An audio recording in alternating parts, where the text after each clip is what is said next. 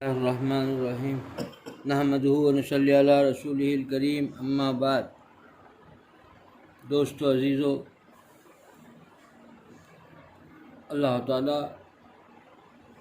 تعالیٰ نے بہت سے مخلوقات کو پیدا کیا۔ اللہ کے بہت سے مخلوقات، ان میں انسان کو سب سے اچھے اشرف مخلوق بنایا۔ اللہ تعالیٰ خود فرماتا ہے سارے انسانوں میں، سارے ہی مخلوقات میں اللہ تعالیٰ نے انسانوں کو اشرف بنایا، سب میں فوقیت دی۔ اب اس میں فرشتے بھی آتے ہیں، وہ بھی اللہ کی مخلوق ہے۔ اب پھر انسان کو اللہ نے بنایا اور اشرف ہونے کا مقام عطا فرمایا، اشرف بنایا، اور اس میں سارے مخلوقات میں سے اشرف، جس میں فرشتے بھی اس کے اللہ کی مخلوق ہیں۔ وہ ہمیشہ عبادت میں رہتے ہیں، کوئی لمحہ ایسا نہیں، کبھی اللہ کی ناراضگی والے عمل نہیں کرتے، کبھی بھی چیز اللہ کی جو ہے عبادت کے علاوہ کوئی کام نہیں کرتے۔ ہر وقت ہر لمحہ عبادت ہی عبادت ہے، چاہے ان کے کھانا پینا نہیں ہے، ان کی کوئی اللہ کی نافرمانی نہیں ہے، ہمیشہ عبادت میں رہتے ہیں۔ تو اللہ تعالیٰ نے بھی انسان کو ان سے اشرف کیوں بنایا؟ پتہ یہ چل رہا کہ انسان کے اندر دونوں مادے ہیں۔ فرشتوں کے اندر جو ہے نافرمانی کا، گناہوں کا کوئی مادہ ہے ہی نہیں، نفس کا کوئی چیز ہے نہیں کہ ان کے اندر جو ہے نافرمانی کا مادہ ہو، پھر اس کے ساتھ وہ مقابلہ کر کے، اس کے ساتھ مجاہدہ کر کے وہ پھر فرما برداری کرے، ایسا نہیں، وہ تو ان کے پاس ہے ہی نہیں، تو نافرمانی ہوتی نہیں، اور ہمیشہ عبادت میں رہتے ہیں۔ لیکن انسان کے اندر اللہ نے دونوں مادے رکھا ہے، نافرمانی اور اللہ اور اپنی نفسانی، یعنی اللہ کو ناراض بھی کر سکتا ہے، راضی بھی کر سکتا ہے، نافرمانی بھی کر سکتا ہے، راضی بھی کر سکتا ہے، کیونکہ اس کے اندر نافرمانی کا مادہ بھی رکھا ہے اور ان کے خواہشات کا فائدہ رکھا ہے، وہاں فرشتوں کے اندر نہیں ہے۔ اب ان چیزوں سے یہ جو ہے اللہ کے خاطر ان سب چیزوں کے اس کے اندر انسان ایسا نہیں کہ چاہے کتنا بڑا اللہ کا ولی بھی ہو، اس کے اندر خواہشات ہوتے ہیں، اس کے اندر آرزو تمنائیں بھی ہوتی ہیں۔ ایسا نہیں کہ وہ ان کو کچھ نہیں ہوتا، جیسا فرشتے ہوتے ایسا نہیں ہوتا۔ کتنا بڑا اللہ کا ولی ہو پھر بھی اس کے اندر خواہشات ہوتے ہیں، آرزوئیں تمنائیں بھی ہوتی ہیں، ساری چیزیں ہوتی ہیں، لیکن وہ اس کو دباتا ہے اللہ کے خاطر، ان نفس کو کچل کر کے، ان کے خواہشات کو کچل کر کے، ان خواہشات کو خون کر کے اپنے اللہ کو منانے کی فکر کرتا ہے، پھر تو ولایت کے مقام پر پہنچ جاتا ہے ولی اللہ۔ اور وہی چیز اللہ کو محبوب ہے کہ اللہ تعالیٰ کے خاطر سارے چیزوں کو چھوڑ کر کے اللہ کے دربار میں آئے۔ اب یہ چیز ہے کہ اس میں سے اللہ نے انسان کو پیدا کیا، اور انسان کو پھر فرشتوں سے بھی مقام اونچا کب کرتا ہے؟ جب وہ اللہ کے لیے سارے خواہشات کو چھوڑ کر کے شریعت میں ڈھال دیتا ہے۔ اللہ کی نافرمانی ایک لمحے کے لیے بھی گوار نہیں کرتا، جبکہ اس کا دل تڑپ رہا ہے، اس کی آنکھوں تڑپ رہے ہیں گناہ کے لیے، زبان، کان، سارے چیزیں ہو رہے ہیں، لیکن اللہ کا خوف اس پر اتنا طاری ہو گیا، ان سب چیزوں کے خواہشات کے باوجود ان سب کو دبا کر کے اللہ کے خوف میں اللہ کو راضی کرنے کے لیے ان سب کو دبا کر کے اللہ کو راضی کرتا ہے۔ ایک لمحے کے لیے بھی آنکھیں چاہے کتنا بھی گناہ کے لیے آمادہ کرے، بہکائے، آنکھ نہیں اٹھے گی، ہم آنکھ نیچے کر کے بیٹھتا ہے، دل خون ہو رہا ہے تبھی اس کو سب برداشت کر رہا ہے، دل تڑپ رہا ہے دیکھنے کو، غیر محرم کو دیکھنے کو، لیکن یہ دبا کے بیٹھا ہے، اللہ کا خوف دل میں رہ کر کے کر رہا ہے۔ تو یہ جو لمحہ ہے یہ اللہ تعالیٰ کو پسندیدہ ہے، خوف کے ساتھ۔ اب جو خانخواہیں ہیں، جو اللہ کے خاص بندے ہیں، اور جتنے انبیاء تشریف لائے، یہی کام کیے کہ اس کو اپنے دل کے اندر جو ہے جو یہ خواہشات اور یہ چیزیں ہیں، یہ ان چیزوں کو جو ہے تزکیہ کیا۔ اس تزکیے کے لیے خانخواہیں، اب لوگ سمجھتے ہیں کہ اس خانخواہیں سے کیا فائدہ ہے، کہ اللہ والوں کے پاس جانے سے کیا فائدہ ہے؟ فائدہ یہ ہے کہ جو دل ہے، دل کے اندر جو جتنی برائیاں ہیں، باطنی امراض ہیں، اس سے مصفا ہو۔ جب تک اس سے مصفا نہیں ہوگا، پھر یہ عبادت کے اندر وہ بات نہیں پیدا ہوگی، وہ رنگ نہیں ہوگا، نمازیں بھی ہوں گی، زکوٰۃ بھی ہوگا، حج بھی ہوگا، سب کے اندر ریاکاری شامل رہے گی، اللہ کے لیے نہیں ہوگا، اور ریاکاری ہوگی، اس میں کوئی نہ کوئی دنیاوی مقصد جو ہے پنہا ہوگا، پائے دل میں رکھا ہوگا، بظاہر تو سب کر رہا ہوگا، نمازیں پڑھ رہا ہے، عبادتیں بھی ہو رہی ہیں، سب ہو رہا ہے، لیکن نام نمود شہرت ہوگی، چاہے گا کہ لوگ مجھے نیک کہیں، لوگ مجھے بڑا نیک سمجھیں، لوگوں کو نظروں میں نیک بننے کی فکر ہوگی، اللہ کے لیے عبادت نہیں ہوگی۔ تو یہ سب چیزیں کب ہیں؟ جب اس کا دل کی تزکیہ نہ ہو۔ اسی کے لیے خانقاہیں، اسی کے لیے اللہ والوں کے پاس جانا ہے، یہی اصل ہے، یہی ضروری ہے، یہ فرض ہے، یہ بہت فرض ہے، ہر انسان پر اپنی باطن کی اصلاح کرنا فرض ہے۔ اس فرض کو انسان سمجھے، لیکن انسان کیا کرتا ہے؟ کسی اللہ والے کے پاس جاتا ہے، 4-7 دن کچھ عرصہ رہتا ہے، یا ان کے خدمت میں رہتا ہے، ان کی باتیں سنتا ہے، تو پھر یہ بجائے آج کل ان کی تزکیہ کر کے ان پر مر مٹے، لکھا ہے کہ فائدہ کب ہوگا؟ جب شیخ کے رنگ میں رنگ جائے، اور شیخ کی طبیعت اس کی طبیعت مل جائے، وہ طبیعت تک اتنا ڈھل جائے، تبھی تو فائدہ ہوگا۔ جب تک کہ ان سے فائدہ ہونا ہے، جس سے فائدہ حاصل کرنا ہے، ان کے مزاج میں اپنے مزاج کو ڈھال لے، اور ان کے مزاج کے مطابق اپنے آپ کو بنانے کی کوشش کرے۔ لیکن انسان آج کل حالات یہ ہے کہ آج کل کا مرید چند دن شیخ کی خدمت میں گیا اور اپنے بڑے بڑے تذکرے کرتے رہا کہ آپ سے بہت فائدہ ہو رہا ہے، بہت ہو رہا ہے، یہ ہو رہا ہے، آپ کے ذکر اذکار سے مجھے بڑا فائدہ ملا، الحمدللہ میں یہ معاملات ہو رہے ہیں، تہجد میں آنکھ کھل گئی، یہ اپنے سارے جو ہے تعریفی کلمات منقبت ابھی اپنے ہی بیان کرتا رہا۔ یہی ہے کہ انسان آج کیا ہو گیا؟ خود کی تعریف میں لگ گیا، خود کی پرستش کرنے لگ گیا، انسان اپنے آپ کو بڑا بتانے لگا۔ یہی چیز سب سے پہلے خانقاہوں میں نکالی جاتی ہے۔ اس کا کیا فائدہ؟ اور شیخ خاموش ہے تو سمجھنا یہ چاہیے کہ بھئی اس کو ناگوار ہو رہا ہے، کہ بھئی یہ اپنی تعریف چل رہی ہے۔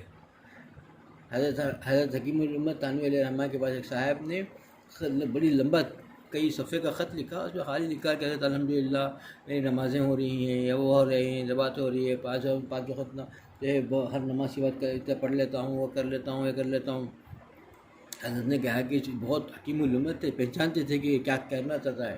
ابھی یہ چیزیں جو فرض ہیں، نماز پڑھ لیا تو فرض ہے تجھ پر، ارے تو یہ بتا کہ بھئی تیرے اندر تیرے جو اخلاق رذیلہ ہیں اس پر بتاؤ، وہ کہاں ہیں؟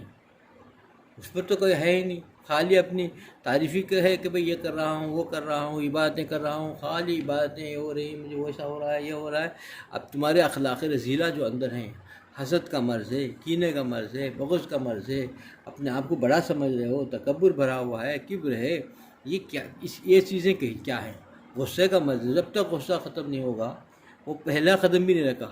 سالک کے لیے ضروری ہے کہ سالک کا جب تک غصہ اس کا ختم نہیں ہوا، سمجھو پہلا قدم بھی نہیں رکھا سلوک کے اندر۔ غصہ ختم ہونا چاہیے، غصہ کا مرض ختم ہو جائے، آدمی اپنے آپ کو جوڑ لے۔ لیکن آدمی جو ہے اس کو بھول جاتا ہے، اب اسی کو دکھایا جاتا ہے۔ اب ذرا آزمانے کے لیے کبھی کسی شیخ کبھی آزماتے بھی ہیں، کسی مرید کو ذرا سا کیا اپنے رخ بدلا، خاموش رہ گیا، دیکھا نہیں، بات نہیں دیا، تو بڑی ناراضگی۔ آج کھلم کھلا رونا چاہیے۔ حکیم الامت تھانوی علیہ رحمہ کے اس میں لکھا ہے کہ بھئی خواجہ صاحب کو ڈانٹ کر کے باہر نکال دیا تو جو ہے دروازے میں بیٹھ گئے، ڈانٹ کے کہا کہ تم لے کے نہیں، بولے بس باہر پھینک کے لے کے نکلو یہاں سے، آنا کی ضرورت نہیں، چھوڑا ہی نہیں۔ یہ کیا ہر سال کہا کہ بھئی اب آپ کی سلطنت اندر ہے تو میری سلطنت باہر میں، کہیں کوئی بادشاہ ہے، کہیں بادشاہ ہے، میں تو دروازہ چھوڑ کے کہیں جاؤں، کیوں جاؤں؟ یہ تھا عشق، کیونکہ شیخ انہوں نے جو کچھ بھی کیا، اللہ والے جو بھی کرتے کسی پر ان کی اصلاح کے لیے کرتے ہیں، کہ بھئی اصلاح صحیح ہو جائے، اس کا غصہ چلے جائے، کبر چل جائے۔ یہ نسخہ جو ہے ڈاکٹر ایک مریض کو ایک قسم کا طے کرتا ہے، ایک ہی نسخہ نہیں ہوتا، سب کو ایک ہی دوا نہیں دیتا، اس کا پرہیز بھی الگ بتاتا ہے، اس کا نسخہ بھی الگ لکھتا ہے۔ ایسا ہی روحانی طبیب جو ہوتے ہیں انہوں بھی اس کے مرض کے حساب سے اس کو بتاتے ہیں۔ کبھی کوئی اللہ والا جو ہے کوئی شیخ اپنے مرید سے کہتا ہے کہ تم 6 مہینے تک بیان مت کرو، کوئی بیان نہیں، کسی جگہ جانا نہیں، کوئی نصیحت نہیں۔ ارے بولے بھائی نصیحت کتنا فائدہ مند ہے، اور بیان اللہ کی دین کی بات پھیلانا، کسی کی دین پہنچانا، اس سے منع کر دیا۔ وہ جانتے ہیں یہ اس کے اندر کبر کتنا بڑا ہوا ہے، اور اپنے آپ کو بڑا بنانے کا مرض ہے، اس کے لیے کیا رکاوٹ ہے؟ بظاہر کیا نظر آتا ہے کیسا تھا خانقاہ ہے بھائی، کیسی چیز ہے؟ انہوں نے دین کی بات کو کہنے سے روک دیا، دین کی نصیحت کرنے سے روک رہے ہیں، لیکن اسی کی بھلائی کے لیے کر رہے ہیں. ان سے کیا لینا؟ اسے کرے گا تو اس کا فائدہ ہوگا، نہیں کرے گا تو اس کا نقصان ہوگا. اس کو خالق سے ملانے کے لیے کر رہے ہیں. یہ مخلوق کے اندر گھس رہا ہے، مخلوق کے دل میں بسنا چاہتا ہے، وہ خالق کے دل میں چڑھانا چاہتے تھے. اس کو سمجھنا چاہیے. اس کو نہیں سمجھا، نادان اعتراض کرتا ہے. ایسے ہی آج کل کے نادان مرید جو ہیں، کبھی کیا ہوتا ہے کہ ایسی کچھ کبھی کسی وجہ سے رخ بدل کے دیکھا کہ اس کے کیا حال رہتا ہے، جانچنا چاہا، اس سے چاہ جائے تو کہا تھا کہ ہم نے اتنا ان کو چاہا، اتنی ان کی مجلسیں سنتے رہے، ان کے اتنے پر کرتے رہے، اور پھر آپ جو ہے وہ کیا ہے ہم کو ہی چھوڑ دیا. کیسی ہمت ہو گئی، کیسا ہم کو اتنا کر دیا؟ ہم جیسا مریض ان کو کہاں ملے گا؟ کیا سمجھ رہا ہے؟ اس نے کس کے لیے گیا تھا؟ اللہ کے لیے گیا تھا، اللہ کو پانے کے لیے گیا تھا، تو پھر وہ نہیں بولے گا نا. یہ اب بہت عام ہو گیا ہے، یہ مرض بڑا عام ہو گیا ہے، بہت عام ہو گیا ہے. آج کل مریدین اسی قسم کے مریض ہیں کہ مریدین سچا، اسی لیے فرمایا گیا ہے کہ ہر خانقاہ کے اندر جو ہے مخلص کی تلاش کرو گے. بہت ایکا دکا مل رہا ہے. اللہ کے لیے جو کہے وہ مر مٹتا ہے، وہ شیخ پر مر مٹتا ہے. شیخ جو ہے چھٹکار دے، بھگا دے تو بھی نہیں جائے گا، تڑپ جائے گا، مرنا کو گوارا کر لے گا. وہ کہے گا کہ مجھے مار دیجئے جان سے، مجھے یہاں سے مت نکالیے، اپنے دربار سے، اپنے نظروں سے مجھے اوچھل نہ کیجیے. اور شیخ بھی پہچانتا ہے کہ بھائی کون کیسے ہیں. کبھی کبھی اللہ والے خاموش ہو جاتے ہیں پہچانتے ہوئے. سمجھنا چاہیے ایک طبیب ہے، حکیم ہے، وہ کچھ نہیں ہے، کچھ نہیں جانتا، لیکن اس کے دل میں آنے والے کے مرض بھی بتا دیتا ہے دل میں اللہ، اور اس کی بد پرہیزی کو بتا دیتا ہے. وہ آگے جھوٹ بولتا ہے بیٹھ کر کے، میں بہت پرہیز تھا ڈاکٹر صاحب، حکیم صاحب، میں کبھی ایک چیز بھی نہیں چھوڑا. وہ نبض دیکھتے ہی پہچان لیتا ہے. جب کہتا ہے کہ ضرور تم نے کیا ہے، اور غصے سے کہتا ہے کہ ہاں 2 بار مجھے یہ کھایا وہ کھایا، آپ نے منع کیا تھا، یہ بد پرہیزی ہوئی. اتنا یقین کے ساتھ جب کہتا ہے. جب یہ کیوں آیا کہ اللہ نے ایک معمولی طبیب ہے، طبیب کے دل میں ایک مریض کے حالات ڈال دیتا ہے، تو ایک اللہ کا نیک بندہ بیٹھ کر کے اللہ سے کسی کو جوڑتا ہو، اور اس کے اندر جو خامیاں اس کو نہیں پتہ چلے گا. حضرت والا حرزوئی اللہ مرخوض فرمایا کرتے تھے کہ حکیم علامہ تھانوی علیہ رحمہ دور سے کوئی آتا تھا، دیکھ کر پہچان لیتے تھے. بڑے بڑے علامہ آ رہے ہیں، علماء آ رہے ہیں، شیخ الحدیث آ رہے ہیں، معلوم ہوا کہ وہ اپنا اندر جو ہے کبر کا اور اپنا نام نبو شہرت اپنے آپ کو بڑا سمجھتے ہیں. اور یہاں بھی چونکہ دیکھنے کے لیے آئے ہیں، نام سنا ہے بہت حکیم علومت کا، جا کے دیکھیں گے. تو حضرت وہ بولتے تھے کہ جب آتے تھے حضرت اپنی مجلس بھی ان کی طرف سے رخ پہن لیتے تھے. پتہ چلا کہ تو کبر سے جا کر یہاں جو بیٹھا ہوا آدمی یہاں مجھے جانچنے کے بیٹھا ہے. حضرت پلٹ کے بھی نہیں دیکھتے تھے. اور کوئی دیہاتی آیا، جانتا بھی نہیں تھا، اور کہتا بھی تھا آ کر کے یہاں اشرف علی کون ہے. حکیم علامہ تھانوی علیہ رحمہ کی مجلس میں حاضر ہو کر انہی سے پوچھتا تھا کہ اشرف علی کون ہے، جانتا بھی نہیں کون ہے. لیکن وہ اخلاص کے ساتھ اللہ کے لیے آتا تھا. سنا کہ میں اس کے پاس جا کے اللہ کو پاؤں. حضرت کھڑے ہو جاتے تھے، اس کو گلے لگاتے تھے. دیہاتی ہے، ادب کا بھی کوئی جانتا نہیں ہے، دیہاتی ہے، نام بھی کچھ ادب سے بھی نہیں لے رہا ہے، کہہ رہا ہے کہ اشرف علی کون ہے. حضرت کھڑے ہو کر کے گلے لگا دیتے. معلوم ہوا کہ اخلاص کے ساتھ، مخلص سے اللہ کو پانے کے لیے اخلاص کے ساتھ آیا ہوا ہے. کہ فرمایا تھے کہ حکیم نابینا، ایک حکیم ایسے دہلی میں گزرے ہیں کہ اوپر کے منزل میں رہتے تھے، اور وہ اوپر کے منزل میں رہتے تھے. نیچے سے مریض آ کر حکیم صاحب اگر یہ پکارتا تھا، اس آواز کے اندر کیا بیماری ہے پہچان لیتے تھے. اوپر سے دوا رکھ کے بھیج دیتے. کوئی نبض نہیں دیکھنا ہے، کوئی مرض پوچھنا نہیں ہے. ایک آدمی نیچے سے پکارا حکیم صاحب ہے، تو تب پکارنے کے اندر اس مرض کو اللہ ان کے دل میں ڈالتا تھا. وہ حکیم نابینا وہاں سے دوا بھیج دیتے تھے، اوپر سے وہ کھا لیتا تھا، فائدہ ہوتا تھا. پورے مشہور تھے وہ.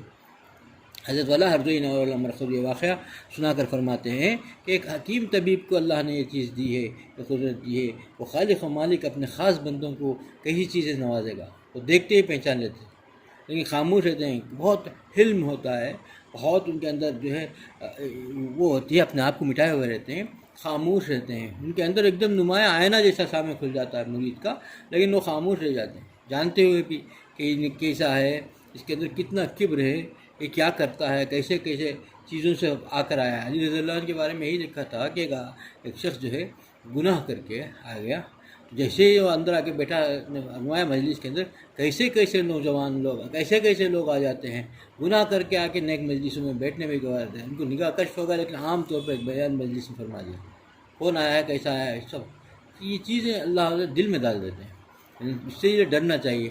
حکیم الامت تھانوی علیہ الرحمہ کے خلفاء کے حالات کو پڑھیں گے پتہ چلتا ہے کہ جب اللہ کے حکیم الامت تھانوی علیہ الرحمہ کے مجلس میں جاتے تھے، دو رکعت صلاۃ الحاجات پڑھ کے اللہ کے حضور گڑگڑایا کرتے تھے کہ اللہ میرے گناہوں کو تو مٹا دیجیے، میرے گناہوں کو جو ہے معاف فرما دیجیے، اور گناہوں کو اللہ کے لیے اللہ تو اپنے فضل سے معاف فرما دے۔ اگر اب اس وقت معافی نہیں ہے میرے لیے تو میرے مقدر میں کم سے کم میرے شیخ کے سامنے عیاں ہونے سے بچا لیجیے، عیاں نہ فرمائیے، کیونکہ میرے شیخ کو تکلیف ہوگی۔ یہ جو جذبہ تھا اسی سے فائدہ حاصل کیا، کہاں سے کہاں پہنچ گئے۔ ایک مرید جو ہے جہاں تھا، جس جہاڑ کے نیچے بھی بیٹھا تھا اس کو آباد کر دیتا تھا، ویرانہ آباد ہو جاتے تھے۔ جہاں بیٹھا اس کو آرانہ، کیوں؟ اس لیے کہ وہ اللہ کے لیے گئے، اللہ کے لیے تڑپ کے گئے، اور اپنے گناہوں سے ہر وقت رویا کرتے تھے، اور شیخ کی خدمت میں جاتے تھے تو شیخ کو تکلیف ہمارے گناہوں سے نہ ہو، اس کا جو ہے اللہ سے رو کر کے اللہ سے مانگتے تھے، اور اللہ نے ان کو نواز دیا، ایسا نوازا کہ سچا ہے، عاشق ہے، اور چاہتا کیا ہے؟ صرف میری محبت چاہتا ہے، میری رضا چاہتا ہے، اور رضا جس کے وسیلے سے، جس کے واسطے سے چاہتا ہے، اس کو بھی تکلیف ہونا گوارا نہیں ہو رہا ہے، تو ایسے آدمی کو نواز دیتے ہیں اللہ تعالیٰ۔ یہی اصل ہے دوستو، یہی اسی کے لیے، چونکہ اشرف المخلوقات اللہ نے بنایا ہے، اشرف کیسے بنے گا؟ اشرف بننے کے لیے کیا چیزیں چاہیے؟ اپنے جو ہے اخلاق رذیلہ کو مٹانا کیسا ہے؟ کیسے مٹے گی؟ کیسے یہ اخلاق رذیلہ مل کر کے جو دل ہے، یہ دل صحیح ہوگا، سارے اعضاء جوارح کے جو اعمال ہوں گے وہ صحیح ہوں گے، تو یہ دل صحیح ہونے کے لیے یہ خانقاہیں ہیں، اور وہاں جانے کے وقت میں اپنی نیت کو درست کرنا چاہیے، اور اپنی نیت کا جائزہ لینا چاہیے، اور اپنے آپ کو سمجھنا چاہیے کہ ہم کیوں جا رہے ہیں، یہ وقت کیوں ہم وہاں صرف کر رہے ہیں، اور ہم کو کیا ملے گا وہاں پر، اور اس کے اپنے نیتوں کو درست کر کے جائزہ لیں گے، فائدہ ہوگا۔ اللہ مجھے بھی اس عمل کی توفیق عطا فرمائے، آپ لوگوں کو اس عمل کی توفیق عطا فرمائے۔ وآخر دعوانا الحمدللہ رب العالمین۔